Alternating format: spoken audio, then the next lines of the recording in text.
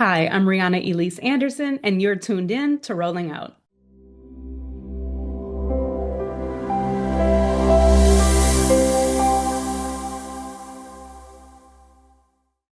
Welcome to Health IQ on Rolling Out. I'm Vera, your host. Today we're joined by Dr. Rihanna Elise Anderson, Associate Professor at Columbia University School of Social Work and developer of the Embrace intervention.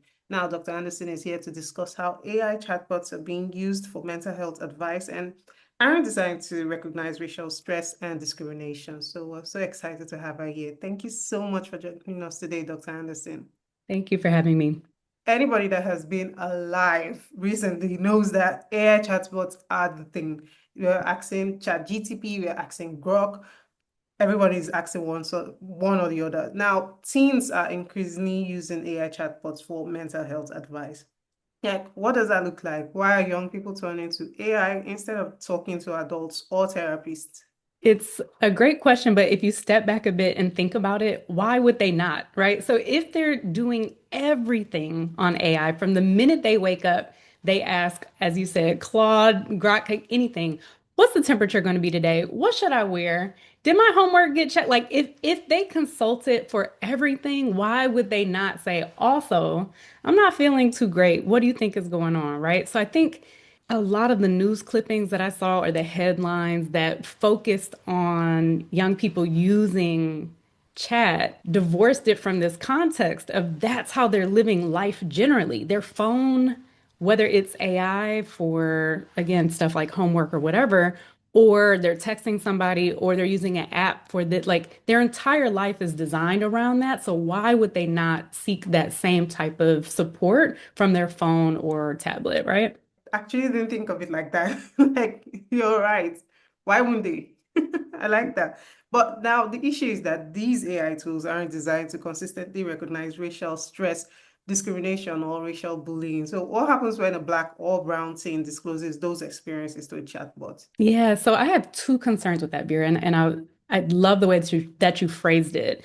The first is if I have racial stress, that's not a diagnosis, right? Like you can, like I can't go to my DSM or my diagnostic manual and open up racial trauma, racial stress. Those things have some indications in there, but it's not a diagnosis. So if I'm saying, oh, I'm sleeping more after, oh, I don't know, someone was called the N-word when presenting an award at an award show 2 days ago, right? I'm sleeping more after hearing that, or I'm eating more. If I'm doing things like that, maybe depression would be the diagnosis that you might get spit back out, right? If these things are true, if you're having these symptoms, you might be depressed, when in actuality, it's a specific response to an incident that's not consistent with how we might see depression show up in a clinical space. So the first issue that I have is that there's no diagnostic tool that something like AI could assess and pick up from, and it might be spitting out the wrong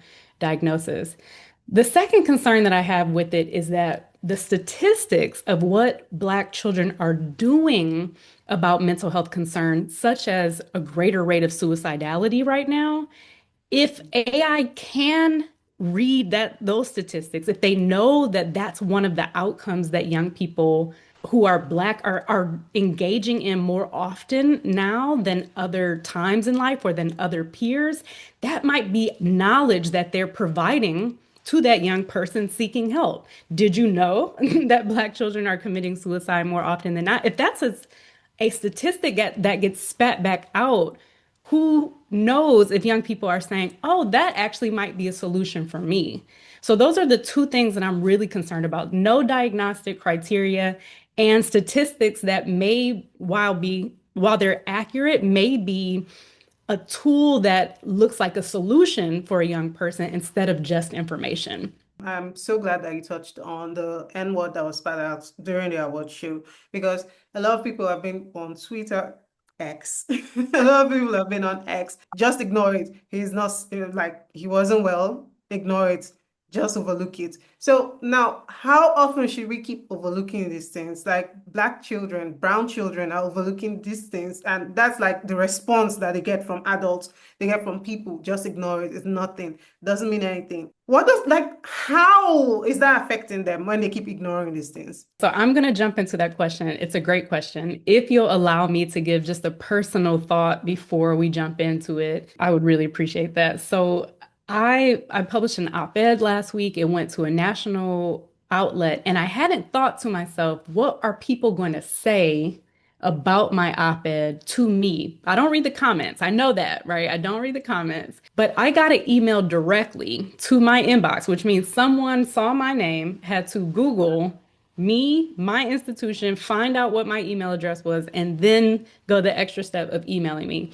And the only word in the subject line was the N word. And I studied this concept. I read this word. I hear that word almost every day of my life because racism and mental health is, quote, what I do. And I was so jarred by it. It took me so off guard and it had me like throw my phone and I just winced and my whole body tensed up. And the whole day, my mind was trained around, oh, if I had just created a better filter on my email, or if I could have just anticipated that and told my comms department so they could have helped. I was doing all of this. If I had just done this thing, then this racism wouldn't have happened to me. And I'm trained, right? And I'm old at this point, like old, trained, all the things. And I still was disrupted for a full day by racism. So, when we're talking about asking our young people who are still developing mentally, who are still trying to figure out what society is teaching them about who they are and how society thinks about people like them, when we're asking them to just ignore it, we're missing that there are physiological responses. So that means what's happening to our body, their cognitive responses. Oh, if I had just, so we're playing all of these mind games. And then there are social responses. We will just keep letting that continue if we don't check it, right? So Yes. so there is benefit to not going ham on every single episode of something like this because people are going to racist, right? Like it's going to keep happening and we're going to see it. It happened to me just days before it happened to Baptist. It happens, but the pattern to just skip over it is teaching our young people that what they feel and what they know and what they see isn't real, and it's quite real. It's quite real. So I would lovingly encourage us to balance. How do we see it? How do we sense it? And how do we not get so broken down over it that we lose a whole day of our functioning or productivity, right? That we're able to put it back into a space where society has the problem and not us. Yeah, I like that. Now, you developed the Embrace intervention to support Black families navigating racial stress. Like, what is Embrace? How do families, like, how does it help families? I love this question. So, and we're actually kicking it off right now in New York, which I'm super excited about. So, we have Black families joining us to talk about race and racism. So, exactly this, right? If we were watching the news and the news about what happened to my husband, Michael B. Jordan, and Delroy Lindo, hits on a Monday, right? And a Yeah. family has to have a conversation about exactly what you just asked. How do we navigate it? What do we do? Some families don't feel equipped to have that conversation. And not how could they, but why would they, right? We're taught to sweep these things under the rug all the time. Exactly to your last question. So if there's a space that you want it to be able to unpack some of that therapeutically, and you want some trained clinicians who are able to help you and your family unpack some of the challenges that come with racial conversation, that's what the Embrace program is all about. Having the talk that so many of our families have in our living rooms or in the car after a stop and frisk, after an illegal, stop on the street. Our families are having these conversations. Sometimes it's under duress. Sometimes we're stressed out. And so we're able to take anything that's happening in the world, bring it into a therapeutic space, have conversations with therapists. And the dopest part for us is that parents and children are actually separated first so they can unpack whatever's going on for them independently. Some Yeah. parents that we've seen have had 25 years of stuff that they've never talked about because they've never had the chance. And then when they became a parent, they weren't able to talk about themselves as human. It was always, this is me as a parent. But now we're giving them that space just as a human, as an individual, to be able to say, here's what I experienced as a young person, here's what I'm still bottling up. And then we help them to track, and this is how it might be impacting what it is that you're doing with your kiddo. So again, free therapeutic space for Black families to be able to talk about race and racism with clinicians. I love that. So how can they like how can we get involved with the embrace that? Oh, How I happy need that. happy to share. So if you have a 10 to 14-year-old and you're in New York in particular, you can reach the Embrace Program at gmail.com or go to our website, theembraceprogram.com, and someone will get back to you shortly. But again, those are for young people in New York right now. If you just want to talk about racism, you can hit me up anytime. Email me, y'all. I will talk with you at any time. But for right now, it's just kiddos in New York. But still reach out if you want us in your city. We can definitely see how we can get some folks to train folks out in your area too. This needs to be nationwide because everyone needs it. It's Come on now. Come on.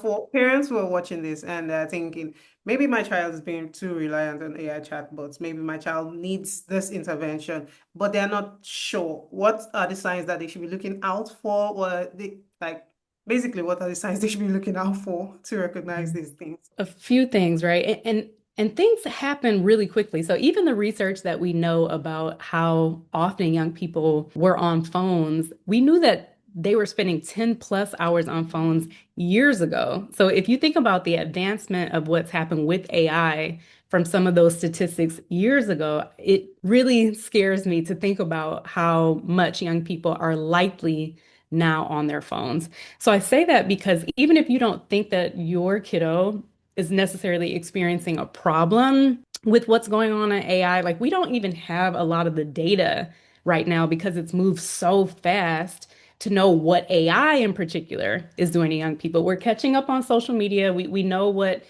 with some pretty good certainty, what exposure to IG or TikTok or whatever is doing to our young people. The more time they spend on that, the more depressed, the more anxious, the more lonely they feel. So that we know. But AI in and of itself is happening as we talk. It's happening very rapidly. So rather than thinking about it as an intervention, like what can we do after something happens, we can think preventatively. We can have these conversations with our families at the dinner table, at, when we're on the couch. And I know everyone might be going to their separate rooms, and I know somebody's on a tablet over here, and somebody's watching a movie over here. Try to build in at least one day, as a family where you're unpacking the thing of the day, the thing of the week, right? Like make it a game, put stuff in a hat and pull out, this is the topic we're going to talk about. Really try to engage in off screen time with your family, which, and I have to say this, Vera, some of us are guilty, right, of having our phones up. See, you see that, right? We got to cover up our own faces. We got to cover up our own face. Like, oh, we do. Some of us are guilty with our own kids, and we'll be saying like, get off the phone or like go frolic, have fun with your friends. And here we are, right? Phone just all up in our face. So we have to, as a family, engage in some off-screen times and really make conversations normal, a normal part of our practice, and infuse anything that is important. This week, it is absolutely the BAFTAs. What is going on right now is incredibly important, and that could get dropped in the hat. That could be a 15-minute, family discussion that you're making sure you're attending to before it starts to settle in your kiddos, before they go to AI and talk about it. You can be a preventative effort. I love that. So thank you so much for joining us today. So where can people find you? I know that a lot of people are interested. They have more questions than I have to ask. So where can we find you? I'm Rihanna Elise everywhere. So you can find out more info, rihannaelise.com. I have gotten off of the Twitters because I can't, but everywhere else, Rihanna Elise, Riana. So that's one hand, Riana Elise. 10 fingers, 10 letters. That's all you can do. Don't add no hoods or extra nuts in there. It's just Rihanna Elise. So thank you so much for joining us today, Dr. Anderson. I love what you're doing. Your work is protecting sorry, I don't know why I was mixing brown and black. I was saying Hey, brown. both of them. Yes. Thank you so much for joining us today, Dr. Anderson. Like your work is protecting Black and brown youths from bias in AI mental health tools. Like your work is critical, and we so appreciate you for sharing these important insights with us on Health IQ, on Rolling Out, and we do hope to have you back here. So thank you so Thank much. thank Until you so next much. time, bye-bye.